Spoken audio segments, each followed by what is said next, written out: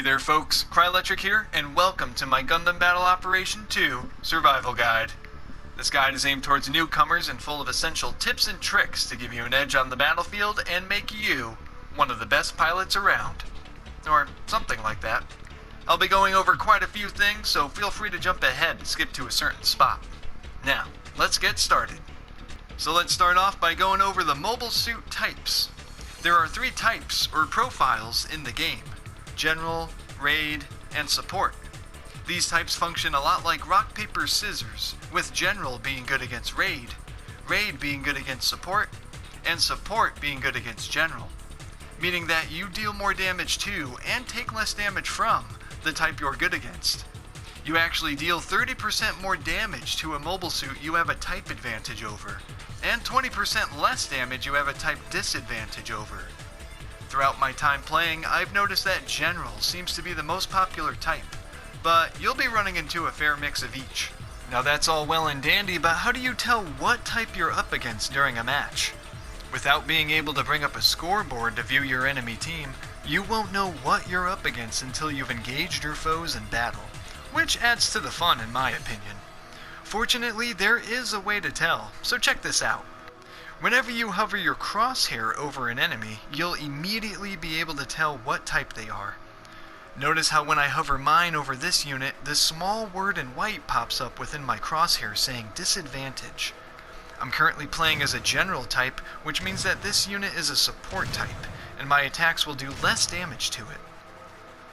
When I aim at the unit next to it, however, nothing pops up, which means that this unit is the same type as me, general. Now if I run over to this nerd right here, another word in blue pops up within my crosshair saying advantage, which means that this unit is a raid type, and my attacks will do more damage to it than usual. With all other kinds of resistances aside, this is an excellent way to tell if you have the upper hand or not against your opponents. Now, don't let types discourage you from attacking, as you can still very well dish out damage to someone you have a disadvantage to, and even defeat them altogether, so don't hold back. Something else you may have noticed in this game is how slow the camera sensitivity is, and that there's no option to adjust the sensitivity either. This is completely intentional and makes the game very unique, for there's a heavy emphasis on precision and positioning yourself accordingly for your attacks. No 360 no-scoping here, folks. Well, technically you could, but I don't recommend it. There are a few ways you can increase your sensitivity though. You can equip your mobile suit with various parts to give it certain stat boost. One part in particular is the field motor, which increases your mobile suit's turning capabilities, aka sensitivity, by a certain amount depending on the level. You can even stack different levels of field motors as well. Not only that, but some mobile suits have certain skills that increase its sensitivity innately, like the high-spec AMBAC skill shown here. Sure, skills aren't anything you can necessarily control, but playing mobile suits with those skills is, so be sure to explore your mobile suit's capabilities in detail. Speaking of positioning yourself, let's go over one very important thing: map awareness. That's right, you'll want to keep an eye on this little guy as much as possible, and make it a habit to check your map very frequently. Why is that? Well, you can become surrounded and overextend very quickly if you're not too careful. By checking your map, you'll have a better idea of when to press your attack or to fall back. Not only that, but be sure to check the status of your own team as well. You can view their current health totals, respawn times, and even when they are outside of their mobile suit. If you see that teammates are low on health or waiting to respawn, it's probably not a good idea to engage the enemy just yet. So be sure to use all this information to determine the best course of action to take. Now let's talk about a neat little thing called Automated Sight Leveling, or ASL for short. So take a look at my crosshair. I currently have the Vulcan gun equipped, and you'll notice this gray ring surrounding my reticule. If I aim my crosshair at an enemy unit within this gray ring, you'll notice this small blue targeting ring appear on the enemy. This means that ASL is now active, and my shots will automatically target and home in on the enemy, as long as they stay within this gray ring. Notice how I don't even need to point the center dot of my reticule at the enemy for my shots to land. However, once I do, the blue targeting ring disappears, and I'm able to aim freely. It's not quite as strong as, I've got you in my sights. but you get the idea. Take note that ASL is a function only automatic type weapons have. Weapons like machine guns, Vulcans, and Gatling guns will have ASL, but weapons like beam rifles, snipers, and rocket launchers won't, thank goodness. There's actually a part you can equip called the AD-ASL that increases the size of your ASL window, or the size of that gray ring on your crosshair. And just like the field motor, you can even stack different levels of this part as well. Now here's a cool fun fact. Did you know your primary base heals you whenever you're next to it? The catch is that you have to be completely stationary and very close to the center of the base, or the base's symbol. But you'll notice my mobile suit start automatically repairing itself after a short delay. You can still crouch and turn the camera with the right stick, but moving at all with the left stick or attacking will interrupt the repairing. You can even exit your mobile suit and repair along with the base to speed up the process. So, if you have some downtime, or after you just had a skirmish with the enemy team, try heading back to base to heal up if you can, or simply exit your mobile suit where you're at already and repair that way, so you'll be ready to go for the next fight. Also, just to mention real quick, you can exit your mobile suit by pressing circle while crouched in ground battles, or by pressing circle while you're stationary in space battles. In any battle, however, you can hold down the circle button to emergency eject from your mobile suit.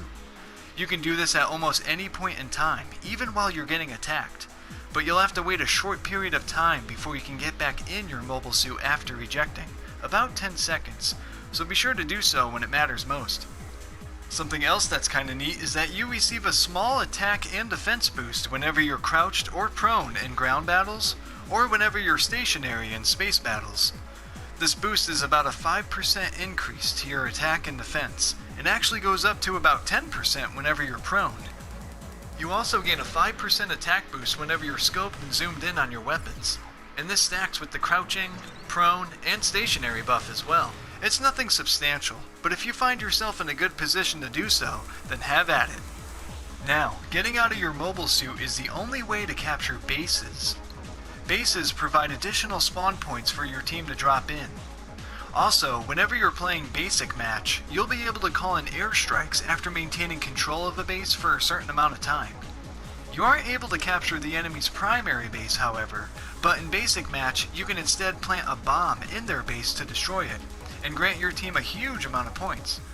They can still spawn in from a primary base after it's been destroyed, but it won't be able to heal anymore, so be sure to guard your primary base as much as possible.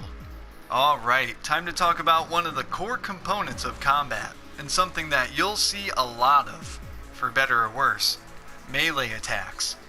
Every mobile suit is capable of performing melee attacks, and is equipped with different types of melee weapons. However, no matter what weapon you have, melee combat functions the same way, so check it out. With your melee weapon equipped, you have access to 4 different kinds of melee attacks, with each attack requiring a certain directional input to perform.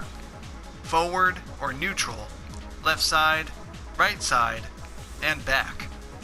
Each of these attacks can be performed by tilting the left stick in the corresponding direction, while pressing the fire button at the same time. Each attack has certain properties to them as well. The forward attack comes out very fast, has fast recovery, and deals 100% damage. Side attacks come out and recover very fast as well, but deal 80% damage. Back attacks come out the slowest and have the longest recovery, but deal 120% damage, and will always knock anyone over that the move connects with, even allies, so try to be careful. Most mobile suits will also have the melee combo controller skill, like the one shown here. This skill allows you to combo and chain multiple melee attacks before the weight cooldown starts, specifically 2 attacks at level 1 and 3 attacks at level 2, which is the max. So let's talk more about combos. Just like the name implies, you can chain multiple hits together with no weight cooldown in between them. However, there are a few things to keep in mind when performing combos. Number 1. You cannot chain the same directional attack in a row, meaning that I can't do 2 forward attacks back to back, or 2 of the same side attacks back to back, and so on. Number 2. You cannot combo any attack after a back attack. which makes this directional attack commonly used as a combo ender. Number 3. Any attack after the first one will only do about 50% of its damage. Make no mistake, you can still do a lot of damage doing melee combos. Just make sure to be aware of these things when doing them. Now your jaw's gonna hit the floor after hearing this next one. You can cancel the recovery animation of any melee attack by boosting. That's right, you know that especially long recovery after doing a back attack? Not a problem. Just simply boost in any direction and you'll cancel that long animation where you're stuck in place altogether. This is crucial when it comes to melee combat, so be sure to practice this and get very comfortable doing it, and you'll be a melee fighting machine in no time. Literally. One final thing before we wrap up melee combat. You'll notice that some mobile suits have more than one melee weapon in their arsenal, like the one shown here. You might think this is rather redundant, but it's actually pretty useful for a couple reasons.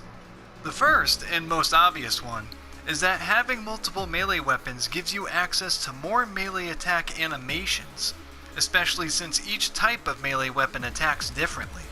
The next reason is actually pretty neat. You know that weight cooldown that pops up after melee attacking? Well, switching to a different melee weapon is actually faster than waiting for that cooldown to finish. This means that you can swap back and forth between your melee weapons with essentially no wait time, and continue your melee onslaught much faster than having only one melee weapon. It requires a bit more finger dexterity and practice, but once you get the hang of it, you'll be a force to be reckoned with. Now, there's a particular skill you'll see a lot that most mobile suits have, and it's a literal lifesaver. It's called Emergency Evasion System, the one shown here. Any mobile suit with this skill can perform an evasive dodge roll by double tapping the boost button and tilting the left stick in any direction. You are completely invincible during this dodge roll animation, but your thrusters will instantly overheat after doing so, meaning you aren't able to dodge roll after overheating. Higher levels of this skill will consume less of your thruster gauge, and won't cause you to overheat right away. This is a very useful skill, so be sure to make use of it often to avoid any oncoming danger, as it will totally save your butt when used appropriately, especially to avoid any follow-up attacks after being staggered. Whenever you examine and customize your mobile suits, you'll be presented with a lot of different information. So let's briefly go over what some of this stuff means, starting with one of the most apparent things, stats.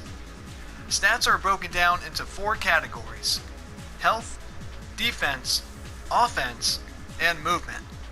The stats themselves are pretty self-explanatory, and the game does briefly describe each one specifically. The numbers, however, work like this. Besides HP, each point of a stat equals about 1%. Meaning that my Slave Wraith, for instance, will take 15% less damage from beam weapons, deal 34% more damage with ranged weapons, has a max thruster gauge of 60%, and so on. This is also how parts function as well. For example, this part increases my melee damage by 7%, this part increases my movement speed by 5%, and this part increases my ballistic resistance by 3%. You get the idea. All this should give you a better idea of how stats work. Some mobile suits also have what's called compatibility in certain environments, meaning that you'll receive additional benefits and perks when playing those mobile suits in areas they're compatible in, specifically ground, space, and underwater. How can you tell? Just simply tab over to the next page from the stat page, and any letters that are highlighted will indicate that your mobile suit is compatible in those environments. Now there's actually one more thing to discuss about melee combat, and that's melee priority. If you and an enemy mobile suit melee attack each other at the same time, you'll clash, and both be repelled backwards with no damage dealt to each other. However, if your melee priority is higher than theirs, your melee attack will successfully hit and damage the enemy without clashing. You can check your mobile suit's melee priority on the same page you check your compatibility, so be sure to keep this in mind when you're slicing and dicing. And finally, and this should go without saying, but be sure to do the in-game tutorials as well. Not only will you get a basic understanding of the game, but you'll receive a lot of free rewards for completing them. So head over to the training instructor at camp to knock them all out. Feel free to make use of the free practice mode as well. This is essentially the training room, where you can test out certain mobile suits, practice your skills, and even become more familiar with the various maps. So be sure to take advantage of all this, and you'll be climbing up the ranks in no time. And that's the end of the video, folks. Thanks so much for watching. Hope it was helpful. Please subscribe and like the video if you feel like it, and I'll see you next time. Take care.